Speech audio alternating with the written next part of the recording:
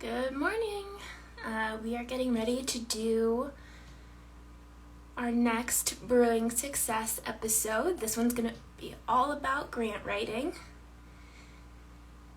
So I am getting Lily on here to chat grants with me, and then we will get started.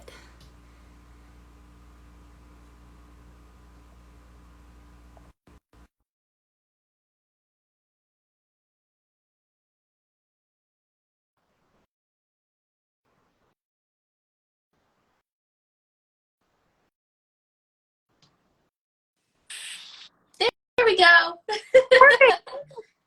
All right. Great to see you. Good to see you too. Full disclosure, it was one of those mornings where the universe did not want me to start my day. Been there. But I'm excited to talk grants with you. all been there. Let's see. I'll figure out how to actually, because it's already sharing. Bree knows that technology is not my strong suit. So thank goodness. This is why being part of a very diverse team with diverse skill sets is so important. Very true. You need your expert. If I had my iPhone 1, I would still be on the iPhone 1. I just can't deal with on the technology front. It's lovely to meet you. I believe you have just returned from a trip. I did. I was in Iceland for my birthday. I took a spontaneous trip, wanted to see the largest glacier in Europe before, climate change had its way. But it was a really great trip for anyone considering Iceland that loves the environment. Definitely recommend. They have gorgeous sights to see. And I don't remember if I asked you this when we were prepping for this call, but did you see the Northern Lights? No, so the sun never sets in the summer. So I'll have to go back in the winter. You should go back. Yeah, I understand that it's quite a life-changing sight if you can catch it at the right time and be at the right place at the right time. We actually went to Alaska several years ago, and it was an amazing trip. But I do remember we went in the kind of, I think, April-May timeframe, and It was very bright, even at midnight. I think the sun set for just a few hours, which was a little bit discombobulating if you're not accustomed to it. Oh, it was really weird. It was really weird, especially expecting places to be open and realizing that it's midnight and you're like, oh, right, I should have eaten earlier. Got it.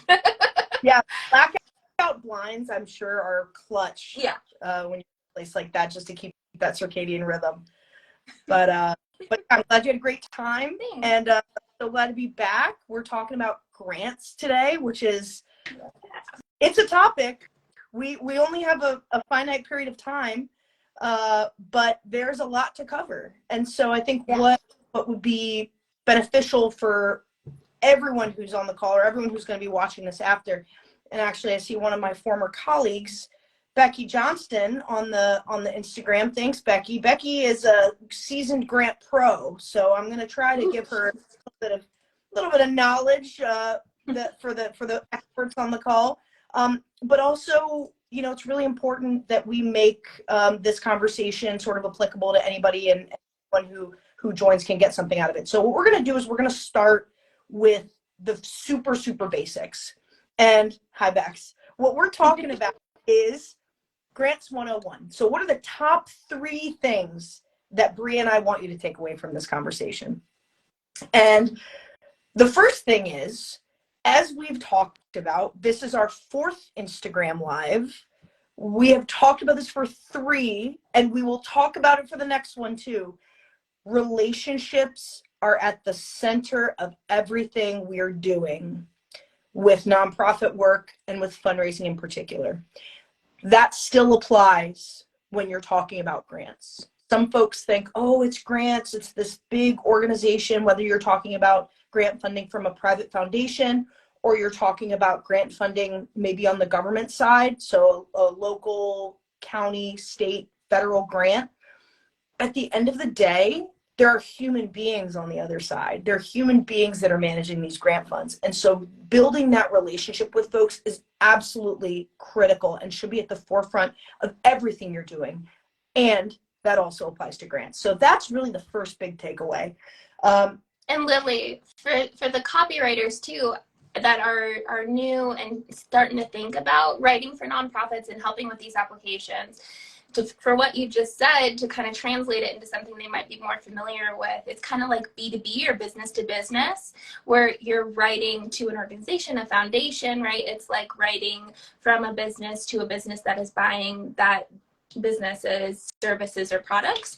There's still a person making those decisions, so you still have that human aspect. You're still trying to build that relationship with the person that's making the decisions. Same kind of concept applies here. Right, great point. Something that we naturally do in our day-to-day conversations, and when we're looking at supporters for our organizations, you want to find the alignment, right? Mm-hmm. We as human beings are always seeking that shared connection, shared experience. Mm-hmm. So when we're looking at grants, you want to do your research to make sure that you're finding a grant funder that is in alignment with your organization. All grant making organizations have what we call funding priorities. So, whether you're talking about education or animal welfare or aviation or you name it, there is a out there for you, and you want to do your research and do your due diligence to find that connection. Make that connection very clear to them. So we're going to talk about the number 2 takeaway, which is, and I'm going to let kind of Bree talk through this because you're the expert here in that space, but defining that why and making that connection is absolutely critical in creating a really compelling grant application. But before we move on to that second point, I want to share just a little bit about the grant landscape right now, which is somewhat unfortunate, but it's just the reality that we're dealing with. There are more nonprofit organizations than ever, which is a great thing. The downside of that is you're battling other organizations in some cases for resources. Right. There are organizations, in many cases, there's less funding depending on where you are. Foundations, private foundations, the way that they distribute their grant funds is really beholden to the market and how the market is performing. So typically a foundation will only distribute their earnings from a year or a 3-year average. When the market's down, guess what that means? It means there's less money to distribute. So it's really, really important. And if this is your only takeaway from this grant conversation, and it kind of seems counterintuitive, don't count on grants as your sole source of revenue. They're a great resource. They shouldn't be your only resource. And for a lot of folks that are new in the space or creating their own nonprofit, they think, oh my gosh, look at this big grant with all these dollar signs. That's great. We should go for that. Well, yes, that is great. And then what happens if you don't get that and you've hung your hat on that funding? Or what happens if, and we're going to talk about this later, what happens if you have created a position and that grant maker's priorities change the next year or in 5 years? So it's really, really important to diversify your revenue streams. And again, grants are one tool in the toolbox. Do not count on them as your sole source of revenue, or you're going to be in trouble down the road. So relationships are key. That's your first takeaway. Your second takeaway that you need to know is you got to define your why. Bree, I'm going to kick it over to you. Absolutely. Thanks, Lily. And I love that you're taking those high-level takeaways for everybody, especially going back to what we've already covered. Like last time, if you all missed it, we talked about fundraising. So there's a real opportunity to leverage grants with your fundraising strategy. And like you said, kind of supplement to make sure that you're not just dependent on a grant in case those motivations change. So love how you're weaving everything together, making those connections for people that are new to the game. Great stuff. And speaking of going back to past episodes, we talked a little bit about messaging already, kind of going to be playing on some of those concepts, so be sure to watch that video if you haven't already. But when it comes to grants, the big part of messaging, like you said, is defining that why, your purpose for doing it. And like you just mentioned, when you select a funder, select someone to apply for a grant with, how does that align with their mission? How does that align with their values, what they want to achieve as well? And how can you make your why really speak to them? As copywriters, we are focused on who our audience is, right? We want to speak to their pain points, their passions, their dreams, and help them see how that product, service, organization really speaks to the person that they want to be, what they want to achieve, what have you. Same kind of concept applies when you're talking about grants.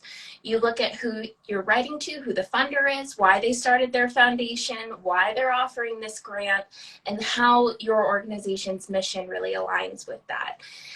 The one cautionary tale here is that you don't want to be tweaking your why over and over again to kind of become a chameleon and fit into someone else's box. It's more about having a really solid foundation about who you are, why you do what you do, the good that you're doing, really being able to communicate that clearly, and then kind of tailor and tweak to a messaging that a funder in a specific space might resonate with a little more. But it's not about funder X only wants to support Black dogs, so now we're only going to rescue Black dogs. Right. You know, you want to stay true to you and just find that common ground with your why. So little cautionary tale there, because we've both seen it before. So I want to make sure that and to add on to that, which I think is so key, that this is the creep that we talk about, right? Don't chase the money. Right. You don't always have to be in perfect lockstep with the grant funder. That's okay. They understand. Focus on what does match up. Focus on what program of yours aligns with a funding priority of theirs. It doesn't have to be a perfect synergistic fit. In fact, it never is. That's okay. Right. Don't try to fit into that box. There is no box. They understand that there's never going to be 100% alignment between your organization and their foundation. Yes, exactly. And you bring up a great point about programs too. So let's say you are a dog rescue, and I had my rescue mug here, who rescued who. So I got rescue on the brain this morning. But let's say you are a rescue and just one part of it is focused on Black cats or Black dogs, which are statistically less adoptable to people. And you're trying to educate and reform that mindset. If that is a program of your rescue, but you still do a bunch of other things, you can find a funder that's interested in helping just Black dogs and speak to them just about funding that program. It doesn't have to be your whole mission, your whole why. You can diversify your income streams with a bunch of different grants, a bunch of different funders, and get your programs funded individually. And Lily, I'm curious in your work if kind of taking that program approach helps with the concern that you raised earlier about funder motivations changing. If you find someone that is really statistically interested in, let's say, Black dogs, is it more likely that they'll stay with funding Black dogs for the long term? Sometimes not. Okay. Something that's really important, and as you're talking, I'm thinking about all of these resources that folks can go to help find that alignment for themselves. Candid.org is an absolutely fantastic resource for grant prospecting, is what we call it. So when you're looking for that good fit, check out Candid.org. Grantwatch.org is great. Lots of great resources out there to help you figure that out. What I've anecdotally found, and again, your mileage may vary, is there are a lot of, I'm in the DC metro area. So there are a lot of foundations that support blanket sort of, we support this region, or we support this county in this region or state, which is great. The upside to that is the eligibility goes down automatically. So versus a national grant opportunity where any of the 1.9 million nonprofits are eligible, and then you sort of start to winnow in. If we're dealing with only organizations in the DC metro region, your chances increase because the pool has gotten smaller. That said, I found that those types of organizations are able to deploy their resources differently based on what the emerging needs are in that region.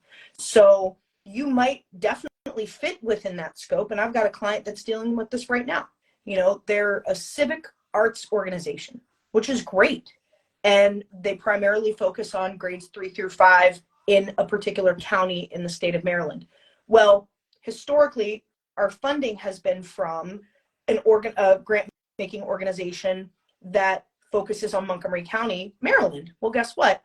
The focus has shifted to other priorities: homelessness, food insecurity. So that grant making foundation is still totally within the scope of what they're doing, but they're able to be a little bit more nimble, unfortunately, to the exclusion of this organization because the focus is shifted. So I would say chances are always better finding a closer alignment, but again, don't count on it because you never know what trends might change. I mean, COVID changed everything for everyone, including grant priorities. A lot of organizations shifted their focus to health safety, organization survival. One of the positive things that came out of it is a lot of grant makers got a lot more broad with their funding. And they said, look, general operating, you just got to survive right now. So we're going to take away some of those more stringent limitations, and we're just going to give you support to stay alive in the ways that you think are most effective. So there are pros and cons to it. I would say your chances are better if you're really, really targeting a program that's in alignment, but don't count on it. No, and that's great to hear that even the foundations are pivoting and recognizing what the community needs, what the organizations need. So there is hope, even if it gets restricted or pivots, like that when you need it the most, they'll recognize that. That's really reassuring. They most definitely do. And again, some foundations and grant makers have a very, very limited scope, and some are a little bit more flexible. It just really depends. So I encourage everyone to continue to do your research all the time. There are an abundance of grant opportunities out there. And again, reach out and introduce yourself to the program officer or the executive director of that foundation, depending on their org structure. Reach out, introduce yourself before you apply for anything. Schedule an intro call with them and say, hey, I'd love to learn more about your work, and I'd love to share a little bit more about my work. So a lot of the grants that you're going to be looking at are what's called invitation only. And we talked about this in some prior episodes. I'm really trying to go back into the archives here so we can cross-pollinate our content, you know? Yeah. Some grants are just open application. Very few of them are. And again, remember that if they're open application, it means that anybody can apply for them, which means that there's more competition, right? Right. So going back to point number one of our 3 key takeaways for today, build that relationship. Have that grant maker know who you are and what your organization is and what you stand for so that they can invite you to apply. Because when they invite you to apply, you're a known entity to that foundation. So you're really helping to put your name, closer to the top of the pile. So again, Oh, love that golden nugget. Yeah. And anyone that's helping you with your grant application too can help you with outreach. I know copywriter freelancers, right? They're out there looking for clients. They're doing outreach all the time. That's a skill set that you guys can leverage for your nonprofit clients and say, hey, I'll do the outreach for you. I'll write the outreach emails. We'll get you recognized and in front of these funders. That's golden nugget, Lily. Thanks for sharing that. Nugget for you. And this is why I have dedicated my life to philanthropy. Don't think about a grant funder as some golden goose. They're not Mr. Monopoly, okay? Yes, they have resources, as many folks do in our world, but they have a foundation or they are a grant maker because they care and they want to make a difference. So, most definitely remember that you're talking to people. Becky brings up a great question. Do you suggest a letter of inquiry if you don't have a prior relationship with anyone at the foundation? Absolutely, Becky. An LOI, it's what a letter of inquiry stands for. Absolutely create that. If there's no sort of contact information or easy way to reach out and they have sort of an info at, or there is a process where you create that sort of invitation only, you're creating that relationship with those folks, absolutely establish that relationship through an LOI or through an email or through your network. Any way that you're introducing yourself to them prior to, well, if it's invitation only, they'll never know about you unless they invite you. So yes, absolutely. And again, going back to the copy side of things, that LOI just says, hello, you're doing amazing work. Here's the amazing work that we're doing. And we think that there's definite alignment here and would welcome a further conversation to discuss this. That's essentially what an LOI is. So going back to that why, outcomes are key. Talk about the work that you're doing. Talk about your need. What is the problem that you're solving with your, and say, yeah, you're solving the same problem. Let's connect, right? So thank you, Becky, for that. Thank you for that softball, Becky. I love you for that, Becky. And please keep the questions coming. We definitely want these to be interactive. So as we go along, if you have any other questions, please drop them. But I think shift to well, actually, I want to talk about one thing on the copy side. So the grant application is going to consist of many things. It really depends on the grant and it depends on the funding. But the two main pieces are the application itself, which is going to be, tell us about your organization. What's your mission? What's your vision? What's the program specifically that you're asking for? So you're going to have to really dig down into that. It is really, really important to tell your organization's story through that application. You don't need to be overly clinical just because it's a grant app. Remember, people are reading the application. Your organization serves people. That foundation or grant maker is making gifts to benefit people. So you don't, yes, data's great, impact numbers are great. Tell some stories. You know, you can get the point across by having a really humanistic element. And I have found that actually really contributes to a winning grant, is to put that personal connection in. And the same thing applies to reaching out to individual major donors as well. People want to give to people. People don't want to give to metrics. Metrics are important. They're one part of the story, but be sure that you're focusing on that element as well as you're writing that copy. It's really, really important. Absolutely. And if I could jump in here, I do want to share like a few copywriter tips and tricks, especially if you're trying to help nonprofits for the first time. You've used stories, you've used emotive language and compelling copy with businesses before, and a lot of the same strategies apply here, right? You want to be clear because confusion is a conversion killer. Same idea. If you are too wordy, if you are too statistical or scientific, if your work is heavily scientific, you're going to lose a funder along the way. You want to speak to them like your best friend. Even have your best friend read your copy. Does this make sense? Does my mission make sense? Do you get what we're trying to do here? Try to stay high level, try to bring them along in a story, in a pathway. And we've also talked about, Lily, having those banks of stories and successes. And as you go along and you build your organization, things that you can point back to of things you've accomplished or want to accomplish, where you want to go. Because even if you're a brand new organization, and I know you're going to get to this when we talk about budget, it can be projections, right? It can be how you're going to get places and the change that you're going to make, but still make it that story, that human or animal focused change that you're doing, and give them a protagonist that they can follow. And I know that the copywriters that are watching this have those tips and tricks of the different storytelling formulas that you can use to really bring people along and have a story arc, right? And same thing applies in a grant application, where you're starting, where you are, where you're going, how you're building that empire, and how this grant maker can help you build that empire. I do also want to say, though, that keeping your language tight is probably one of like the top writing tips that I want to emphasize.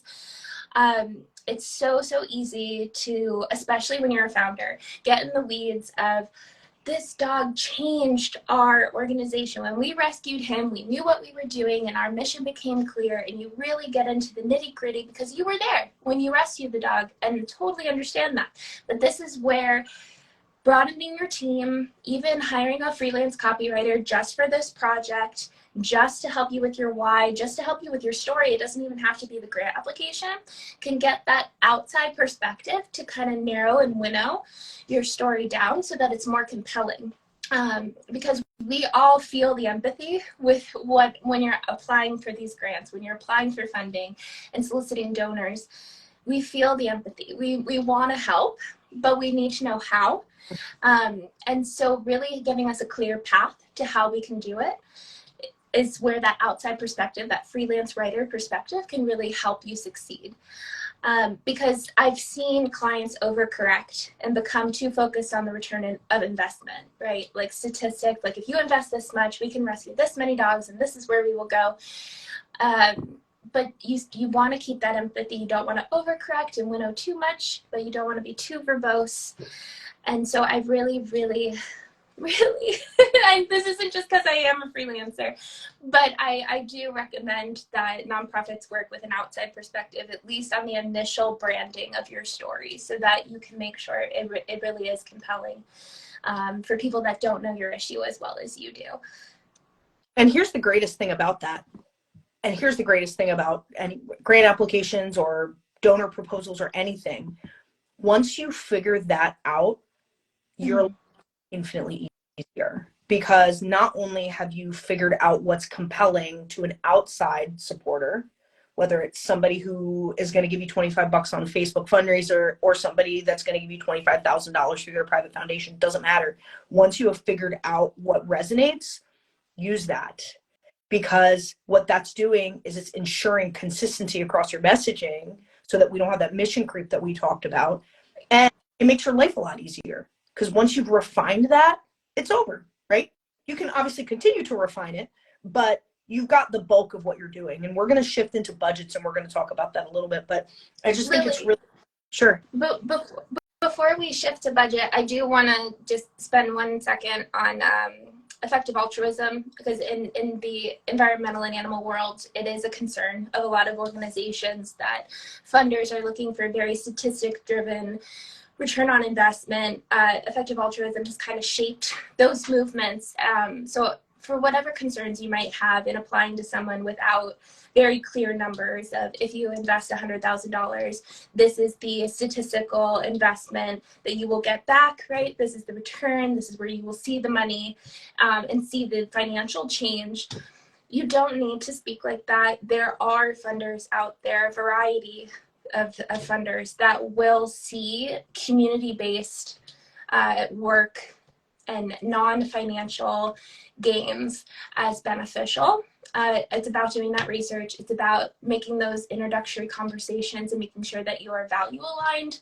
And even if you are applying to effective altruist funders, when you have those projections and when we get into budget, Lily's going to drop a bunch of great tips for you and that you can include in those applications. I know it's a concern for a lot of organizations that they have to be very statistical. They have to be very financially minded. And yeah, it is a component, but I do want to emphasize that there are funders that care and have compassion for things that aren't necessarily very clear financial ROIs. Great point. And again, take a look at the organization. Take a look at the grant funder. Some might be more metrics focused than others. So again, every grant application is different. This is a pro and it's also a con. Don't be intimidated when you open one up for the first time. The first few pages are very clinical. What's your mission's name? What's your organization's name? What's your mission? What's your tax ID? What's your mailing address? Put in some, if you have a 990 from years past, which is the IRS form that all nonprofits are required to file, put that here. Some will want more data-driven stuff. But again, and I'm not, sorry, Becky, I'm going to use you again. Becky worked together, and Becky is a star. We worked for an organization where we would ask a foundation for a significant sum of money, 7-figure gift, to then redistribute in the form of scholarships. The number of scholarships was set, but the story wasn't in, if you give us this much money, we're going to give this many scholarships. The story is the next step. Who gets the scholarships? What do they do with them? How does that funding that person change the trajectory of their life in this field. So remember, there might be another step there. Even if you have the metrics piece, right? You give us this, we're going to give us X, we're going to do Y. Don't forget about Z, because Z is often where the human component comes in, and that will absolutely resonate, because that's, again, at the end of the day, that's why people are giving. Yes, they want success, and you want to be able to measure that, and we're going to shift into the budget conversation and talk about that. But at the end of the day, why are we doing it all? We're doing it for human beings, and we're doing it for impact, and we're doing it for people. So keep that at the forefront. So we shifted to budgets. It's kind of a sucky topic, so important. We've talked about this. It is, and this applies to a brand new nonprofit, and this applies to an organization that's been around for 100 years. Budgets are key. Budgets are key, not just in the grant process, but in the organizational foundation process. These make sure that you are staying on track. And again, once you create one, just like a case for support, or just like an initial grant application, or just like a story bank of testimonials, once these foundational pieces are established, your life becomes infinitely easier. So I encourage you, before you even begin to think about applying for a grant, think about what that budget looks like for you. And for brand new organizations starting out that are like, we don't have a budget, we don't have anything, think about what a 1-year budget might look like for you. Dream a little bit. Do you need a part-time position? You need something, right? There's a reason why you're doing the work. And think about it like a personal budget, right? I have a mortgage, I have a cell phone bill, a car payment, I have, like, these are my expenses. It doesn't have to be rocket science. It doesn't have to be this really ornate, intricate Excel sheet with formulas. If you're just getting started, it can be your targeted revenue and your anticipated expenses. And your targeted revenue is going to be individual fundraising, annual giving, grants, everything that we talked about in the last session, which we both have I have it on my website, blackdogphilanthropic.com. So go back and review that if you're looking at wanting to create a budget for yourself. The internet is a great resource for that. Initial nonprofit budget, right? Then you're going to go into the programmatic element of things. Foundations are going to want this. You're going to have to submit a budget if you're applying for a grant, okay? Don't overthink it if you don't have one. If you do have one, it becomes a lot easier, because you can just adjust it based on, inflation, or, if you want to increase the program reach, you increase that by a set percentage. But don't create a budget for a grant. Create a budget for your organization. Don't let the tail wag the dog. Don't chase the money. What happens then is you've created this custom thing for this one grant, and then what happens to your organization if you want to apply for other grants? You're going to be in a situation. So don't get into that situation, because many organizations get into that situation. Well, and Lily, I feel like this is where when we were chatting about it yesterday, you brought up the reminder that this is a business, right? And so you have to set the budget for your organization already, because you're running a business. And so it really, really doesn't, what is it? Put the cart before the horse here? Yep. Don't count your chickens before they hatch. Yeah. Don't do all of them, yeah. all of those things. But yeah, and again, I just to give you an idea of the range, I'm working with a client that has a budget of about $60,000 a year. Okay. I'm also working with a client that has a budget of $6 million. And guess what? The documents look pretty much the same. Mm-hmm. Obviously, the $6 million one has some more elements in it, right? Because those are things that come with time. You're able to create some itemized things, and really focusing on that program piece, because very few grant funders are going to say, hey, just give us your overall operating budget and we'll see if we can give you some money. Going back to that alignment with their program. So we were talking about rescues the other day, right? Dog rescues. Let's just go with it because it's on brand for us. There you go. There is an organization, right, that they might, hypothetically, they might fund, they might have 3 primary programs within the umbrella of their organization. One is providing food for pet owners that are maybe having a hard time, like a food pantry, right? One is transport to rescue dogs from one area and bring them to another area. Well, that transport costs money, so that's a program. And the third program might be medical expenses to help, get animals where they need to be before they can become adopted. So those are 3 programs within an organization right there.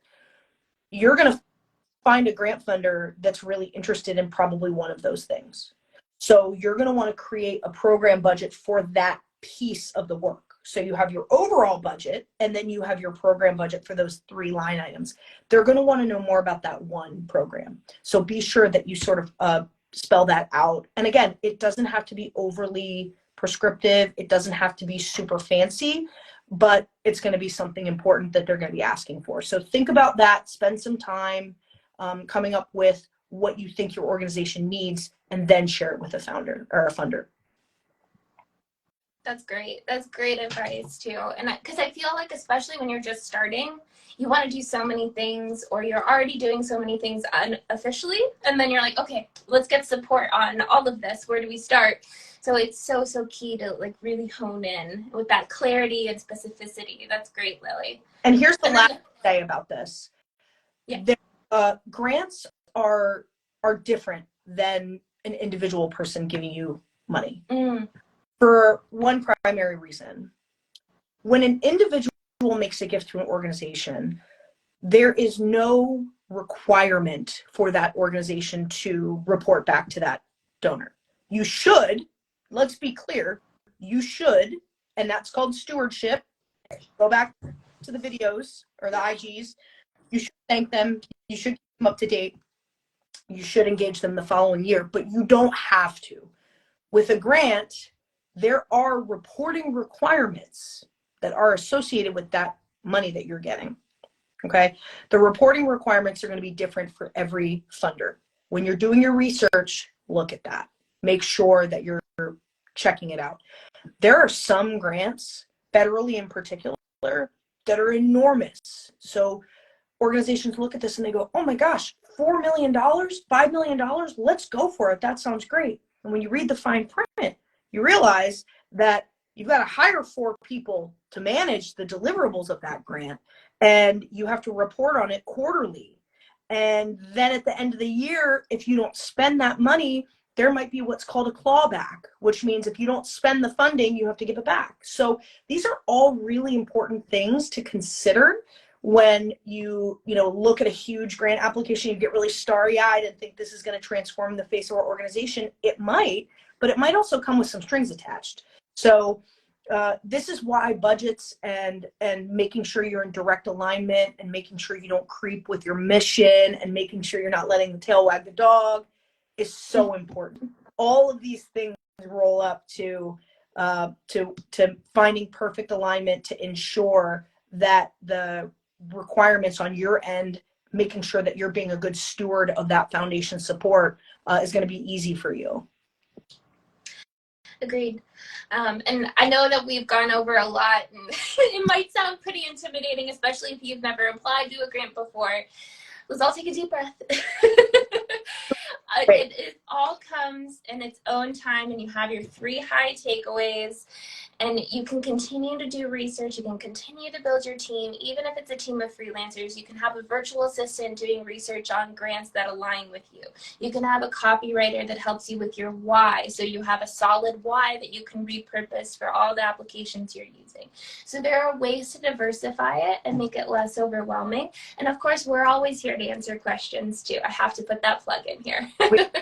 And the last final, I know I've been giving a lot of nuggets, but the 3 things: relationships are key. Okay. Find your why. That's the application itself. Really understand, make sure that you're demonstrating impact, make sure that you're clearly talking about, don't forget about that humanistic element. The third piece is you're going to need that budget. That budget's going to be really important. Okay. What I will say is apply for one. Once you have these things, apply for a grant. If you're successful, that's fantastic. If you're not, don't be afraid to reach out to that funder and say, hey, any feedback would be really helpful. Okay. So that goes back to the relationship, right? Circle. And it also gives you really good feedback to make adjustments. Grants are hard. Grants do not have a high win rate, y'all. Don't go into it expecting that you're going to win 100%. You're not. And if you do, come work for me because I need you. So there's always room to grow. There's always room to improve and make a more compelling grant application. And don't be afraid to ask for that feedback because folks really like that. And it's a really positive thing. And again, keeps your name at the top of the pile and goes back to the relationship. So this has been always a fantastic one. And I think next month is our final brewing success. It is. It is. And we're going to talk about what happens next. So we've helped you think about what you want to do. How am I going to start my organization? How am I going to talk to my supporters? What mission do I have? How am I going to fund it? How do I talk to funders? And then now we've just covered grant makers. So we've taken you high level through the basics of what you need to get your organization up and running. If you have any questions or you want us to cover anything else, please do drop it in the comments to this video or when we post it later. Send us a message because we can cover a bunch of questions on our final episode on July 11th, same time, same place. But primarily on that one, we'll be talking about freelancers and using your team. How can I work with consultants? Because we don't want you to do this alone. No one can tackle this giant mountain of nonprofit work alone. And so we want to make sure that you have support as you pursue your dream. So we're going to get into the nitty-gritty of that, but we can also answer questions from any of the other episodes that are still lingering for you. That's right. So we'll give you a quick recap of the last 4 now Instagram lives, and we're going to put a nice bow on it and say, what do I do now? We are here to help you. We're looking forward to seeing you on Tuesday, July 11th. Bring your caffeine. We'll bring ours. And again, Bree, always great to see you. Thanks for everything. And I'll catch you in a month. Sounds good. See you then. Bye, guys. Bye.